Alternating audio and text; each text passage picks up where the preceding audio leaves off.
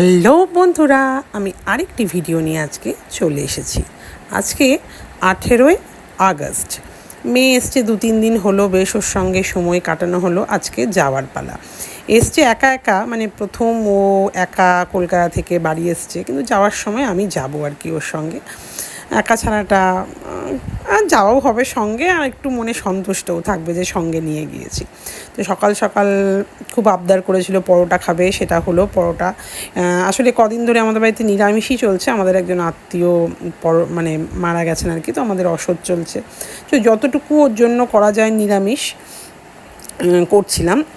দেখুন, আমি ধনেপাতা জলে ভিজিয়ে রাখছি। এটা একটা বেশ ভালো টেকনিক বলতে পারেন। যদি কাপের মধ্যে জল দিয়ে ধনেপাতার একদম শিকড় শুদ্ধ ধনেপাতাগুলোকে যদি আপনি রেখে দেন, আর উপর থেকে একটা ক্যারি ব্যাগ রেখে ফ্রিজে রেখে দিন, বিশ্বাস করুন 7 দিন আর 10 দিন তরতাজা থাকে ধনেপাতাগুলো।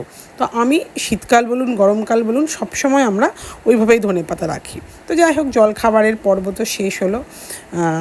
পনিরের তরকারি জলখাবারে ও 3 দিন এসছে, 3 দিনই পনির খেয়েছে, কারণ ও পনির মানে গত দেড় মাস থেকে ও পনির খায়নি। তাই ওর ডিমান্ড ছিল যে সকাল বিকাল মা আমাকে পনির করে দিতে হবে। তো আমি যতটা পেরেছি ওকে মানে পনির খাওয়ানোর চেষ্টা করেছি আর কি। ও পনির খেতে ভীষণ ভালোবাসে।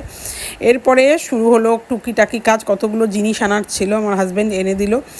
কিছু জিনিস ওর ছিল নিয়ে যাওয়ার জন্য, কিছু খাবার দাবার, কিছু বিস্কুট স্ন্যাক্স, ওগুলো ওর জিনিসপত্রগুলো রাখছিলাম। আর আমি রান্নার মানে প্রিপারেশান শুরু করেছিলাম। আজকের রান্নাটা ছিল ফ্রাইড রাইস ছিল, একটু পনির ছিল, আবার পটল পোস্ত ছিল। জানি ফ্রাইড রাইসের সঙ্গে পটল পোস্ত যায় না, কিন্তু মানে কী করবো ভেবে পাচ্ছিলাম না। তো ভাবলাম যে যা যাও ভালোবাসে সেগুলোকে একসঙ্গে করলে ও খেয়েও মানে খেলেই হলো ভালো মতন। তো ওই দেখুন, ওর জিনিসপত্রই রাখা হচ্ছে, যেগুলো যেগুলো নিয়ে যাবে, যেগুলো যেগুলো শেষ হয়েছে।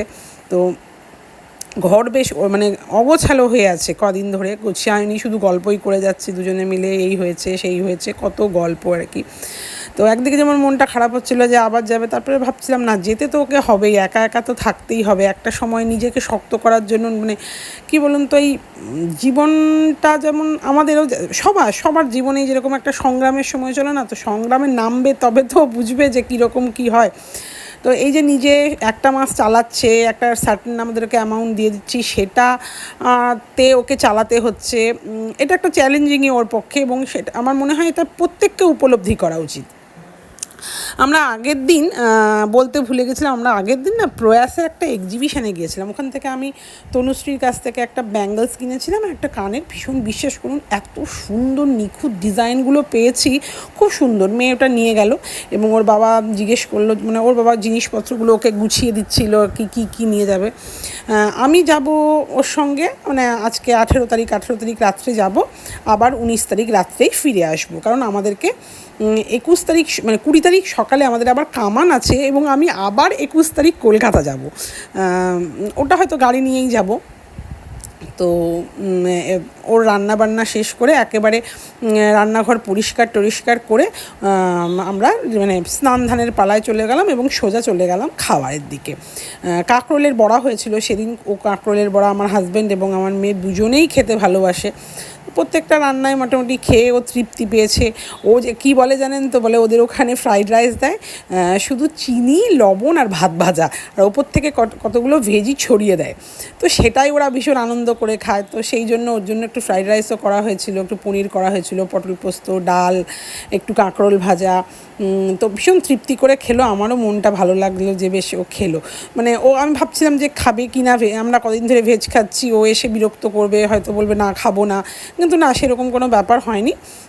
যেমন হয়েছে, যাওয়ার দিনই একটু ভালো মানে খাওয়া দাওয়া করে গেছে আর কি। এরপরে খাওয়া দাওয়ার পর্ব শেষ করে প্রচুর গল্প হলো, মানে গল্পই শেষ হচ্ছে না। তো যাওয়ার টাইম আমাদের গৌড়ে টিকিট ছিল আর কি। তো মেয়েকে দেখুন রেডি হতে শুরু করেছে, আমার হাজব্যান্ড বসে আছে, যেহেতু আমাদেরকে ছেড়ে আসবে, কতগুলো ব্যাগ হয়ে গিয়েছিল, তো একটু ভারী, মানে ওরই জিনিসপত্র ছিল। আমার একটা জাস্ট পিঠের ব্যাগ ছিল, যেহেতু আমি একদিন পরেই চলে আসবো। তো আজকের ভিডিওটি অনেক দিন পর দিলাম। আজকের ভিডিওটি কেমন লাগলো অবশ্যই বলবেন। আমরা বেশ মজা করেছিলাম সেদিন ট্রেনে আর কি, খেয়ে দিয়ে একটু পেস্ট্রি, একটু কোল্ড ড্রিঙ্কস, একটু চিপস খেতে খেতে চলে গিয়েছিলাম। তো আজকের ভিডিওটি আমি আর বাড়াবো না। আর কেমন লাগছে ছোটো ছোটো কমেন্ট প্লিজ করবেন। আগের দিনের ভিডিওতে আমি প্রচুর কমেন্ট পেয়েছি এবং ভীষণ ভালো লেগেছে। তো চাইবো যে আজকের দিনেও আপনারা কমেন্ট করুন এবং লাইক, কমেন্ট, শেয়ার তো অবশ্যই করুন।